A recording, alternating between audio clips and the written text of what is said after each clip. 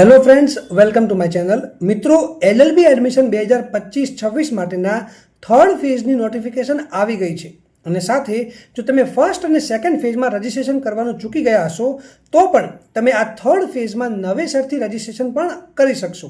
તો આજના વિડીયોમાં આપણે એલએલબી એડમિશન માટેના થર્ડ ફેઝનો શિડ્યુલ જાણીશું.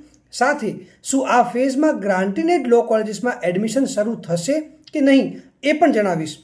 તો વિડીયોને એન્ડ સુધી જુઓ અને જો તમે મારી ચેનલ પર નવા છો તો ચેનલને સબસ્ક્રાઈબ કરવાનું ના ભૂલતા. તો મિત્રો, તમે પહેલાં રજિસ્ટ્રેશન નથી કર્યું અથવા તમે 2024માં રજિસ્ટ્રેશન કર્યું હતું તો જ તમારે નવું રજિસ્ટ્રેશન કરવાનું રહેશે.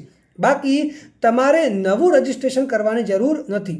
હવે નવું રજિસ્ટ્રેશન તમે તારીખ 20 ઓગસ્ટથી કરી શકશો અને જે માટેની લાસ્ટ ડેટ 21 ઓગસ્ટ રહેશે. એટલે કે તમારે આ 2 દિવસમાં રજિસ્ટ્રેશન કરી લેવાનું છે.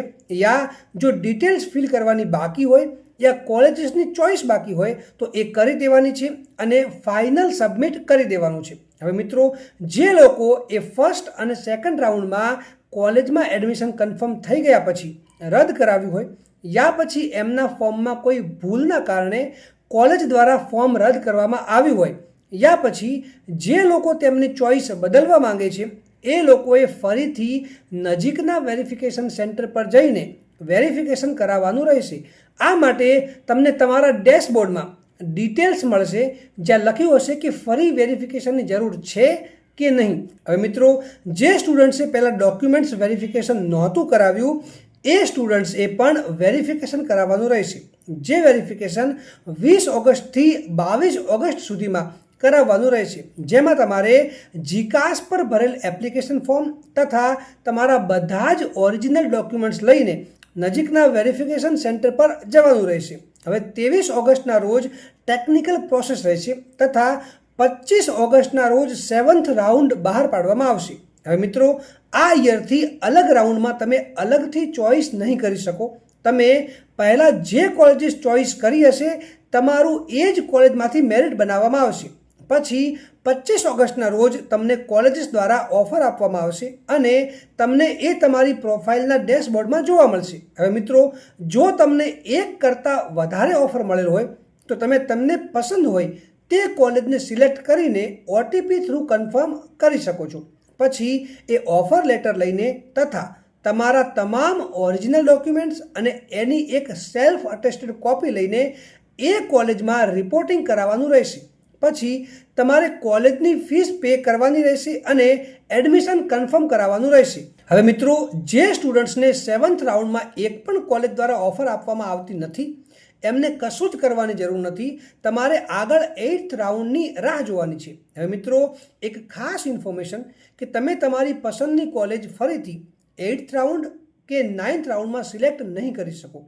તો એઝ પર માય ઓપિનિયન તમને જે કોલેજીસમાં એડમિશન જોઈતું હોય એ બધી જ કોલેજ સિલેક્ટ કરી લેવાની, કેમ કે પછી પાછળથી તમે કોલેજીસ ચોઇસ નહીં કરી શકો અને લાસ્ટમાં જો એડમિશન ફૂલ થઈ જશે તો પછી કોઈ સ્પેશિયલ રાઉન્ડ બહાર પાડવામાં નહીં આવે. તો મિત્રો, એવી જ રીતે ટોટલ રાઉન્ડ 11 સુધીની ડેટ્સ આપી દેવામાં આવી છે જેથી કરીને તમારે આ રાઉન્ડ્સમાં એડમિશન મેળવી લેવાનું રહેશે. હવે મિત્રો, ઘણા બધા સ્ટુડન્ટ્સને કન્ફ્યુઝન છે કે કઈ કઈ ગ્રાન્ટીનેડ લો કોલેજીસમાં એડમિશન સ્ટાર્ટ થઈ શકે છે.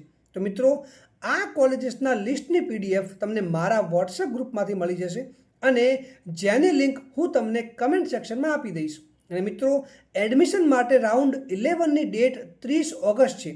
એટલે કે ત્યાં સુધીમાં તમારે તમારું એડમિશન કન્ફર્મ કરાવી લેવાનું છે અને એના પછી કોઈ પણ રાઉન્ડ બહાર પાડવામાં નહીં આવે એવું નોટિફિકેશનના એન્ડમાં લખવામાં આવેલ છે. હવે મિત્રો, આ સર્ક્યુલરની પીડીએફ પણ હું તમને મારા વોટ્સએપ ગ્રુપમાં મોકલી આપીશ જેની લિંક હું તમને કમેન્ટ સેક્શનમાં આપી દઈશ. હવે મિત્રો, જો તમારે જાણવું હોય કે તમારી યુનિવર્સિટીમાં એલએલબી સેમેસ્ટર 1માં કયા કયા સબ્જેક્ટ્સ આવશે તો એ માટેનો વિડીયો તમને મારી ચેનલ પરથી મળી જશે જેની લિંક હું તમને ડિસ્ક્રિપ્શનમાં આપી દઈશ. અને મિત્રો, હવે જો તમને કોઈ બીજો ક્વેશ્ચન હોય તો તમે મને કમેન્ટ સેક્શનમાં પૂછી શકો છો.